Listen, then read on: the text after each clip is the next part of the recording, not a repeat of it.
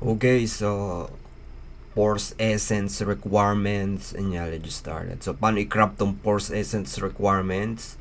So, kailangan nyo ng requirements na 100, 500 amity and 10M in order to unlock this. So, kung hindi nyo alam paano mag-crop, tas sinearch tong Pores Essence, paano mahanap to, ito yung video na i-explain ko. So, sa next video, ika-crop natin to. Kasi may amity na tayo, may gold na tayo. And yung requirements lang pore score low para ma-upgrade natin yung pore swing natin.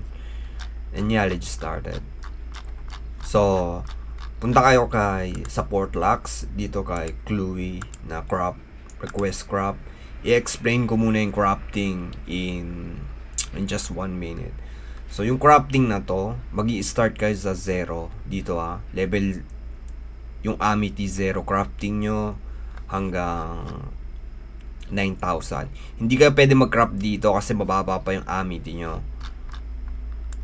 So, paano natin i-English yung amity natin? I-unlock natin yung unang-unang i-craft, sword damage amplifier.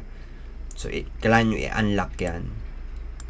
So, requirements 1M, i-register nyo. Tapos, kapag yung pula, ibig sabihin hindi nyo pa nare-register, hindi nyo pa na-unlock. Kapag white, pwede nyo i-crop yon. So, ayan. So, yung mixture level 1, dito nyo kunin. Open crop shop. Ayan mixture level 1. Dun yun. So, request crop. So, 500, diba? Yung requirements yung 500.